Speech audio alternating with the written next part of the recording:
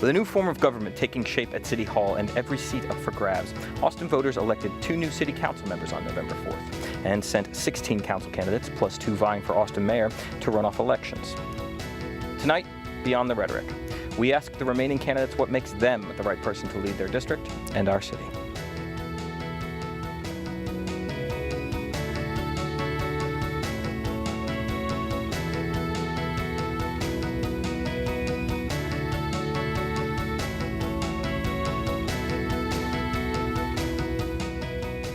Support for Civic Summit comes from Google, a global technology leader focused on improving the ways people connect with information.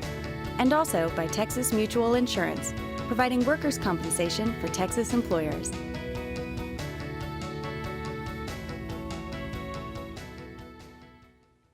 Hello and thanks for joining us for Civic Summit, City Council Runoff Conversation District 6, a joint production of KLRU, the Leadership Austin, KUT, and the Annette Strauss Institute for Civic Life. I'm Michael Kanan, publisher of the Austin Monitor. For the next half hour, we will be speaking to the candidates from District 6, Jimmy Flannigan and Don Zimmerman. And if you would like to be a part of the conversation, please join us on Twitter using hashtag CivicSummitD6.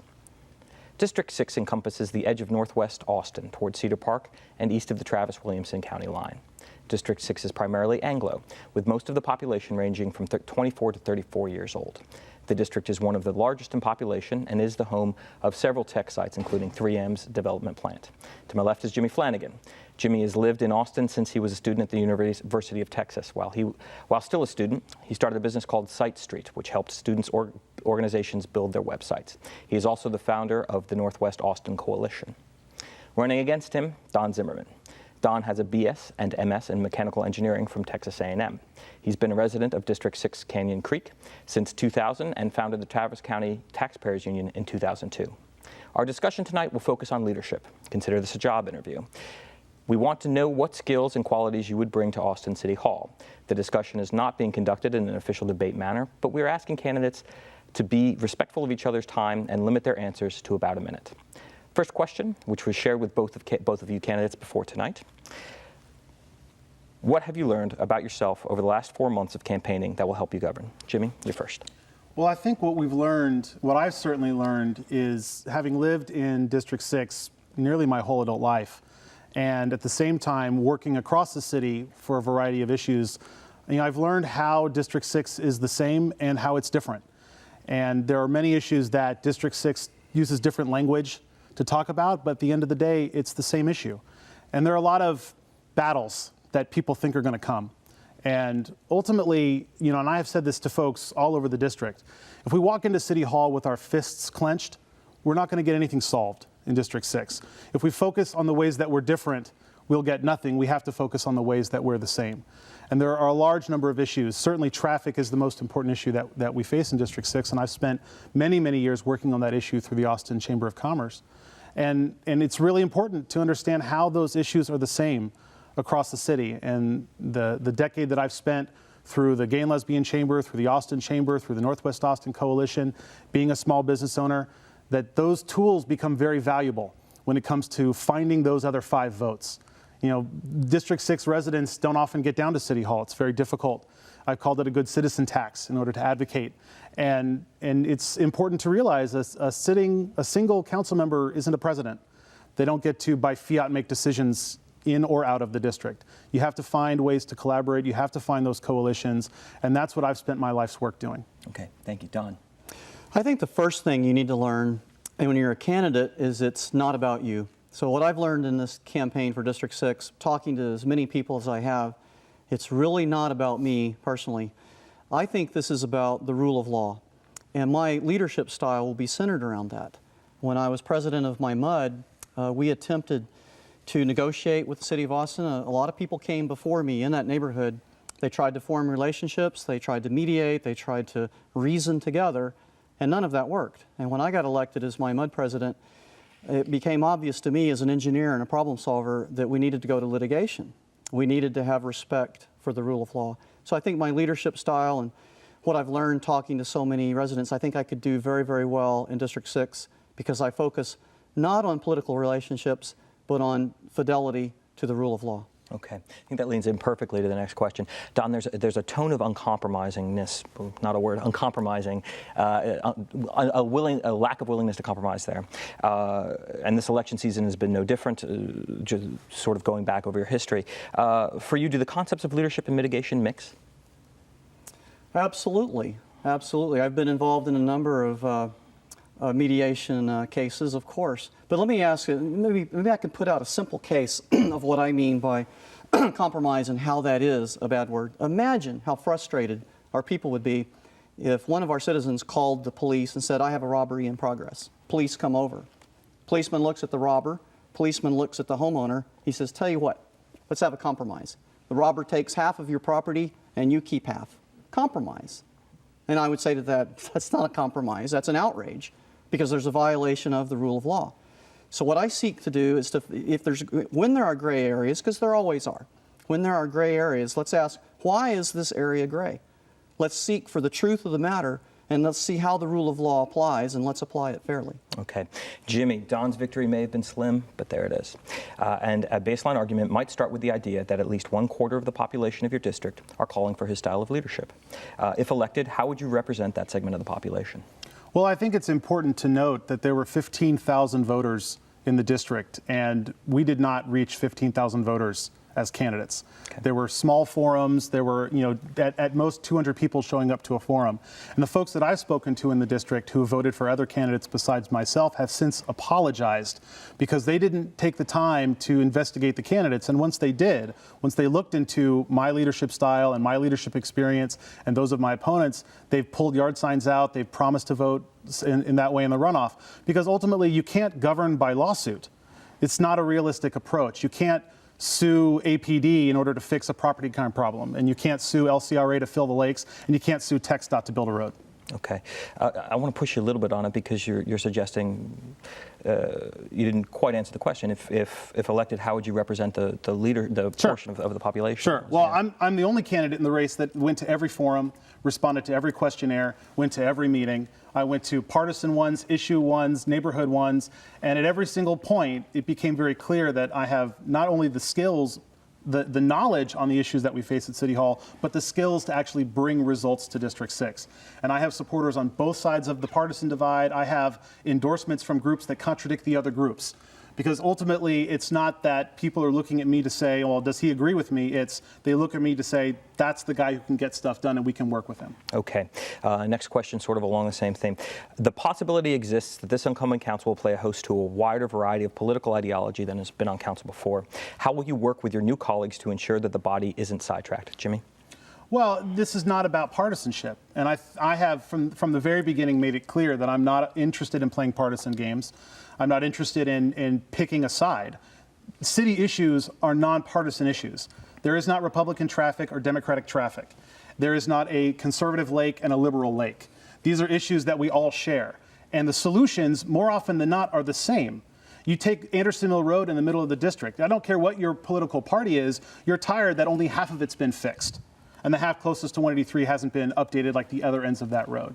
And there are so many other issues you can speak to that have nothing to do with partisanship, and that's been a commitment I've made since the beginning of the race. It's why I attended Republican forums and Democratic forums. Like I said, I'm the only candidate to do that, and that is how I intend to lead, with bringing in all ideas and making sure that the ideas we use are the best ones. Don, same question to you. Well, I'm going to bring a fiscally conservative view. I've knocked on many doors, as has Jimmy, and Jimmy's right. Technically, it is a nonpartisan race here. But the fact is we do have some views that are divergent. And there are some mutually exclusive options on the table. We cannot simultaneously lower property taxes and also increase them. So the fiscal conservatives, especially in the suburbs, feel they've been overtaxed, underrepresented. They need tax relief. To do that, we're going to have to cut the budget and lower taxes. Now, that's not going to make happy a lot of the people we have that want taxes raised because they want more services out of their city government. So again, my leadership style is to come in and say, look, we're going to live in a Democrat city. That is the majority vote here.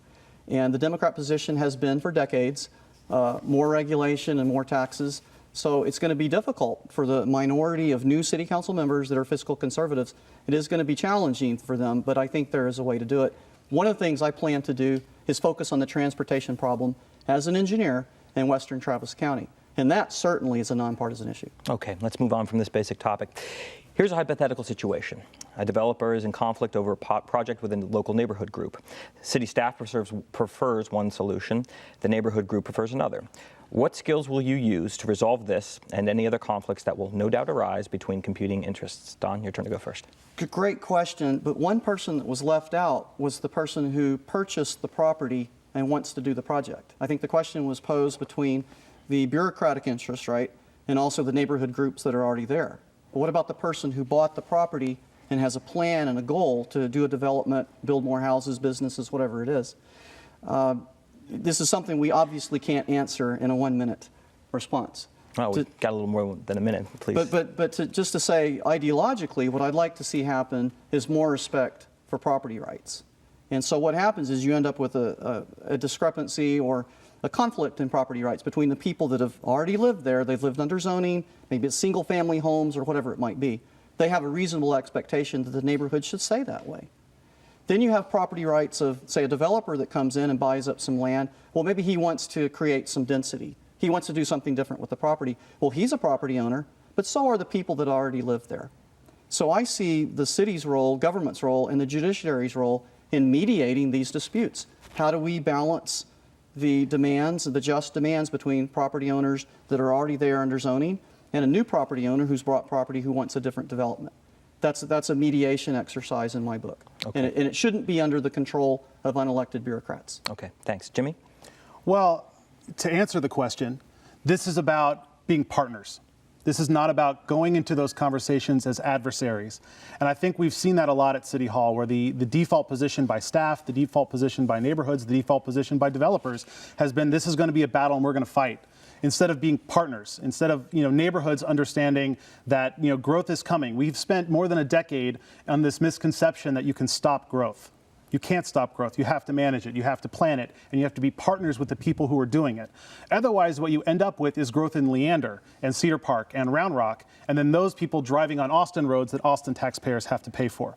So this is about not about letting it all go to lawsuit or arbitration or mediation. This is about starting at the beginning of the process and making sure that things are done in an era of collaboration and partnership. And because we're going to 10-1, because we're going to geographic representation, we have a unique opportunity to change that tone. If this wasn't a change and it was just one new council member coming into an existing system, you might argue that that was impossible to change. But because we're going to have these new voices and these new perspectives, we have this opportunity to get it done. Okay. How will you increase civic engagement and interaction with your office? Jimmy, your turn to go first. This is all about civic engagement and communication. In fact, there were many forums and questionnaires that said, what are you going to do in your first 100 days? What's the first law you're going to pass, the first ordinance? I said, I'm not going to pass any ordinances in the first 100 days. Folks in District 6 aren't even being told what's on the books now. We have to reach out and you have to build those lines of communication so that when the next battle comes, when the next ordinance comes, when the next thing comes, District 6 residents are informed, that they can advocate through their council member or at City Hall if they're able to get there. It's entirely about communication, and not just neighborhood groups, but businesses and the small businesses, PTAs, churches. This is the premise of the Northwest Austin Coalition group that I founded. Was after we did some advocacy on mapping, we said, well, look, we've got to keep this going. There's stuff happening at City Hall, and that information never gets past the Arboretum. So I kept those meetings going month after month after month and bringing out APD and Code Next and transportation and water and neighborhood partnering so that folks in District 6 could understand what was going on at City Hall, so then we could be all, as a community, be good advocates on those issues. Okay, Don. It is a great question, and this one has a clear answer for me. Many, many years ago, I went down to City Hall to protest some of the Patriot Act items that went in. And I think the Patriot Act under the Bush administration was asking for librarians to effectively spy on library customers as to what books they were reading. I went down to the city council to testify. It was on the agenda at maybe 2:30. I ended up giving a chance to have 3 minutes at about 1 o'clock in the morning. And that stuff happens all the time. So I think what needs to happen to improve civic participation is to change the way people come before the council. We need to have better scheduling, and we need to have time slots where people can come in and testify. I think it's ridiculous that we have a meeting, an all-day meeting, the agenda is not clear, people can come in at 10 o'clock, they wait 8 hours to talk for 3 minutes. That's how you kill civic participation. We have an individual, Bill Oakey, has been in the area here for decades, and back in the 1980s, he came up with a terrific proposal that would change the system, right, and allow people to set appointments when they could come and speak before the council. That was proposed 30 years ago. I propose that we implement that as soon as possible in the new 10 line. Okay. With so many new faces on the council, many of you will be learning the ropes of governing the city, while at the same time learning the issues.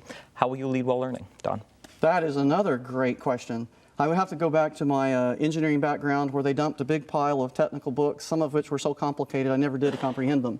You have to work very, very, very hard. You have to put in a lot of hours. You have to study very, very diligently. I think the other thing that would help would be to bring in past city council members. Jackie Goodman was, I thought, a very good council member. She helped me on a lot of issues.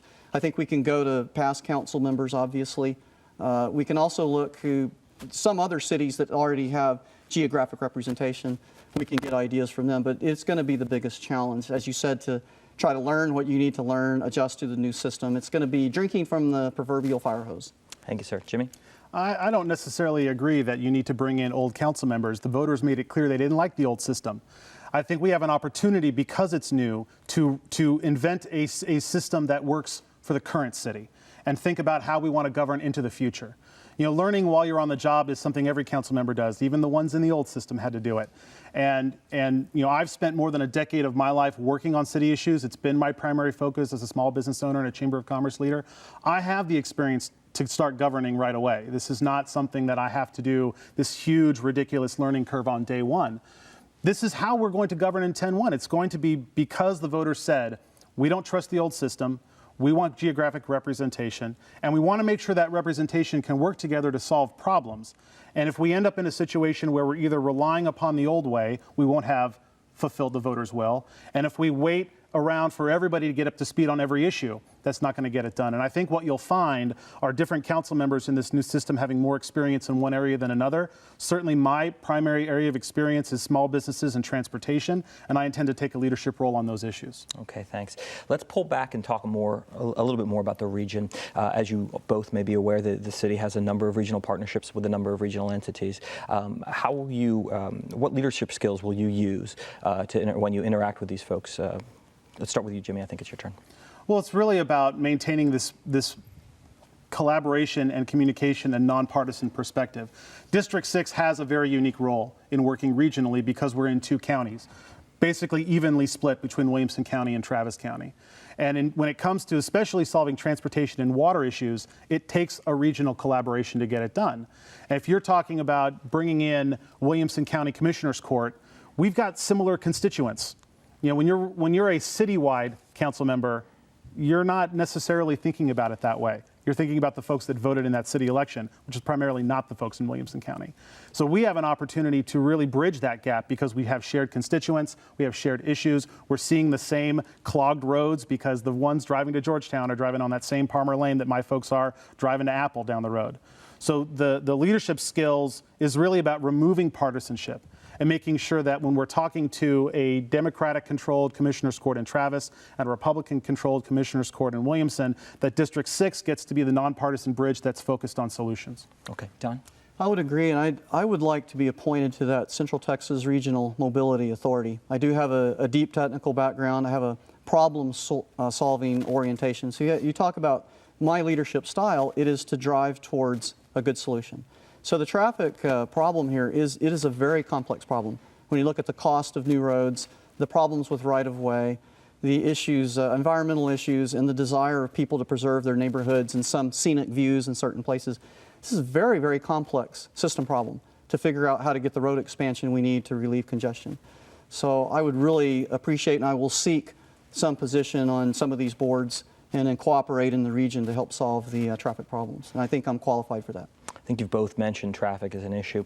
Let's think a little bit about the failure of the rail bond, and there's I think there's probably a lot of bruised folks out there in the community. How are you going to work with your new council colleagues to sort of to heal what happened there and to move forward with regard to transportation? Don, you're up. Well, I appreciate getting a chance to go first. I was strongly opposed to the urban rail system. One of the technical arguments I made is, you know, in 2014, it's not a good idea to go back to the 1800s for technology in transporting people. You know, the railroads are still good for moving aggregates, petroleum products, shipping containers. There are some things that rail are very, very good for. Moving people is not one of them. So I'm going to remain on this policy objective of getting the roads expanded and resist these future proposals for rail. The rail has not worked in many cities where it's been put in. There was a big Statesman article about Portland, Oregon. It documented how Portland had been building rail for decades, for many decades. They had a very extensive rail system, and they noted that ridership had actually decreased. It was around 9% decades ago, but it had decreased over time to around 7%. So the arguments we've been hearing policy-wise that if you build it, they will come, and if you build out the rail system, more people, it hasn't panned out. So I want to resist that and keep emphasizing roads. Okay. So how are you going to work with those folks that are probably not going to agree with you, and there might be a lot of them out there? Ask them to help us get the roads fixed. Okay. Jimmy, this is what we need to do. Jimmy, you want to take it? Well, I served on the Austin Chamber's Transportation Committee, and so I saw Prop 1 develop from the very beginning. And right as the bond language came out and we finally got to see what was going to be on the ballot, and I came out against it, as did all of the District 6 candidates. You know, I got a lot of pressure from folks at the Chamber and folks in development and other folks who were very pro Prop 1. And I told them point blank, this is not about some ideological opposition to rail. This is about a bad plan. And you can't tell me over and over and over again you could never do rail on Lamar, you could never do rail on Lamar, and then put it on the system plan. You don't solve a transportation problem with a single line of rail. And you don't solve a transportation problem with rail in low-dense areas. And that same article and the same studies that I've seen show that rail works where there's density to support it. And what we have to think about is a holistic approach to traffic. And it's not going to be one line of rail or a system plan haphazardly put together to try to come up, oh yeah, we had a system plan all along. That's not realistic. And the fact that I've worked with these transportation advocates, and in fact, the bond measure, the Prop 1 bond measure, before it was finalized, I'm the person who got Palmer Lane and 2222 and 620 included in that bond measure. And unfortunately, everything else they put into it was terrible. You know, you can't spend $18 million, not even building a road, but just planning the roads, which is why we have the problem we have in District 6. This is about having that experience, being in the trenches with these folks, and knowing that you could never build enough roads to solve the traffic problem in Austin. But that doesn't necessarily mean you have to build a $1 billion rail line. Okay. Who outside of local city government do you admire for their leadership qualities, and why? Jimmy, I think you're first. Wow. You know, I have a lot of folks who have passed away who I really idolize. You know, Betty Naylor was a big mentor for me. Then you got to step outside of city politics. Outside of, well, she was legislative. Fair enough. She was Fair legislative. enough. She didn't really get involved in city politics, certainly not when I knew her. Mm-hmm. And I think there's a lot of good leadership qualities, but to be perfectly frank, I have spent my life working on issues at the city level. And those are the folks that I know, and those are the folks that I built relationships with. And there's a lot of good folks that I see in community groups and nonprofit organizations in Austin that have excellent leadership skills. And you can see the success of these organizations, you know, arts organizations. I mean, what Zach Scott's put together there is a pretty amazing achievement. And it's not just a single leader that gets those things done. It's the team you build around yourself, and it's the way that you bring a community along with you. Okay, Don. I'm glad Betty Naylor's name came up, because in the oddest of circumstances, I actually met her in a Bible study in the office of the former speaker, Billy Clayton, the Texas Aggie. So this is, you know, Austin is weird, because you've got me, a Ron Paul Republican, Betty Naylor, Aggie, Billy Clayton, and we're all sitting around studying the Bible right across the street from the Capitol. How strange is that? But I would have to say my political figure would have to be Dr. Ron Paul. I heard about Ron Paul when I was in high school in the 1970s. And what I admired most about him, integrity to the Constitution. And you would have these votes in Congress where there would be 434 in favor, 1 opposed. And it would be Dr. Ron Paul. And he would say, well, this issue's not in the Constitution. It's a good idea, but we don't have any legal authority to do this under the Constitution. I'm voting no. So I really appreciated and admired him. Okay. Got one more question. You guys are going to have 30 seconds to answer it. At the end of your term, how will your constituents describe your leadership skills and qualities? Don, I think you go first. What I would hope they would say is that I kept my campaign promises. I would hope that they would say, we have a relationship with Don because he listened to us and he did what he said he was going to do. And I hope they could say, you know, our traffic is moving a whole lot better since we elected Zimmerman. Okay, Jimmy? In one sentence, I think it would be working with Jimmy Flannigan on solving the issues that we faced in District 6 has not only been a pleasure, but it's been effective because he's been aggressive when he needs to be, he's been collaborative when it was necessary, and he got the job done at the end of the day. Okay. That's all the time we have for tonight. Thanks to both of you. All of the runoff conversations and our conversation with the newly elected candidates for Districts 2, 5, and 9 will be available on YouTube. Early voting in the runoff election starts December 1st. Election day is December 16th. For KLRU, Leadership Austin, the Annette Strauss Institute for Civic Life, and KUT, I'm Michael Kanan. Thanks so much for watching.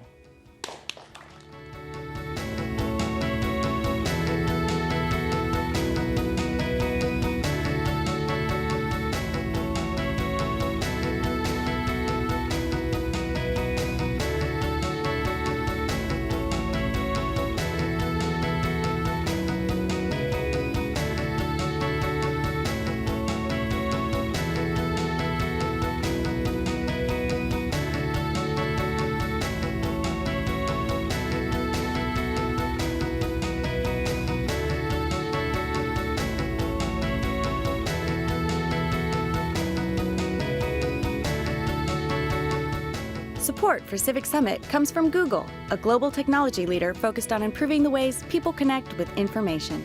And also by Texas Mutual Insurance, providing workers' compensation for Texas employers.